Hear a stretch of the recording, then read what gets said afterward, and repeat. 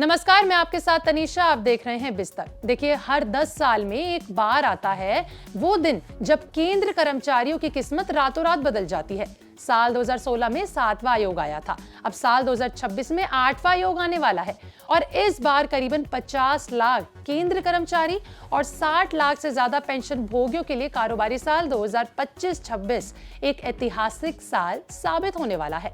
8वें वेतन आयोग के गठन का रास्ता साफ हो चुका है और इसके साथ ही महंगाई भत्ते व फिटमेंट फैक्टर को लेकर जो अनुमान लगाए जा रहे हैं वे लाखों परिवारों की आर्थिक स्थिति पूरी तरह से बदल देंगे। वर्तमान में केंद्र कर्मचारियों का महंगाई भत्ता यानी डीए 53% चल रहा है। जैसे ही 8वां वेतन आयोग लागू होगा, ये मौजूदा 53% जो डीए है वो शून्य हो जाएगा और इसे बेसिक पे में मर्ज कर दिया जाएगा।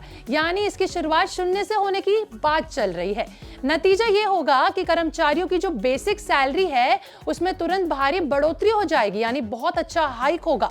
अब एक्सपर्ट्स का इस पर यह मानना है कि नया फिटमेंट फैक्टर 2.57 से बढ़कर कम से कम 2.86 से लेकर 3 या उससे ज्यादा भी हो सकता है। अब इसका सीधा सीधा मतलब ये होगा कि जो मिनिमम बेसिक पे सैलरी है वो 18,000 से बढ़कर 25 से 30,000 हो जाएगी।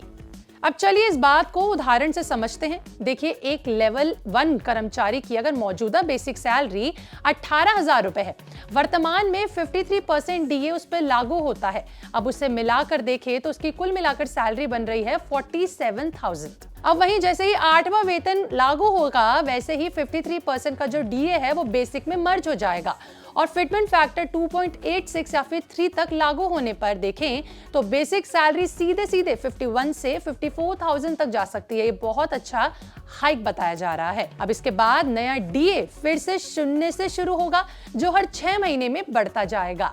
इस तरह से कर्मचारी को एक साथ डबल प्रॉफिट मिल रहा है, यानी दोहरा फायदा मिलेगा। इस पर कर्मचारी संगठनों का क्या दावा है, इस पर बात करें तो फिटमेंट फैक्टर का कम से कम 3.68 तक किया जाना जरूर होना चाहिए, जैसे कि उन्होंने पहले भी मांग की थी। लेकिन सरकार की तरफ से अभी तक जो संकेत मिल रहे हैं उसके अनुसार 2.86 से लेकर 3 के बीच रहने का अनुमान बताया जा रहा है। फिर भी ये बढ़ोतरी 7वें वेतन आयोग के मुकाबले 20 से 30% तक ज्यादा होगी। अब देखिए, समय सीमा की बात कर लेते हैं तो वित्त मंत्रालय ने साल 2024 के बजट सत्र में साफ कह दिया था कि 8वें वेतन आयोग का गठन जनवरी साल 2026 से पहले कर दिया जाएगा। आयोग को अपनी रिपोर्ट देने में आमतौर पर 18 से 24 महीने तक का समय लग जाता है और लगता है, इसलिए इसे 1 जनवरी साल 2026 से लागू करने की पूरी तैयारी की जा रही है। कुछ कर्मचारी संगठन इसे साल 2025 से ही लागू करने की मांग कर रहे हैं, लेकिन फिलहाल सरकार साल 2026 की तारीख पर ही अड़ी हुई है।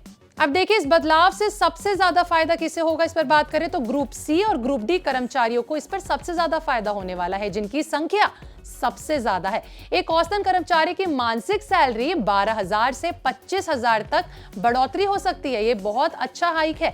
जबकि उच्च पद पर बैठे कर्मचारियों की बात करें तो मौजूदा अधिकारियों की 30,000 से 60,000 तक एक्स्ट्रा उनको अतिरिक्त यानी इसमें मिल सकते हैं। पेंशन भोगियों को भी ये फायदा मिलेगा क्योंकि उनकी पेंशन भी नए फिटमेंट फैक्टर के हिसाब से रिवाइज की जाएगी। तो देखा जाए तो बढ़ोतरी का फायदा सबको मिलेगा, केंद्र कर्मचारी से लेकर पेंशन भोगियों तक सबको।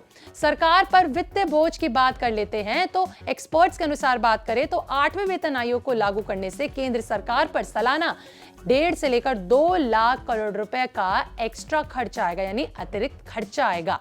फिर भी केंद्र इसे लाने की स्थिति में है क्योंकि पिछले कुछ सालों में टैक्स कलेक्शन में अच्छा खासा रिकॉर्ड बढ़ोतरी हुई है। कुल मिलाकर देखा जाए तो आने वाला साल केंद्र कर्मचारियों के लिए वाकई खुशहाली का साल होने वाला है। महंगाई भत्ते का 3 गुना असर, फिटमेंट फैक्टर में भारी उछलांग और सैलरी पेंशन में हजारों रुपए की बढ़ोतरी, ये सब मिलाकर लाखों परिवारों की जिंदगी में नई रोशनी लाने वाली है।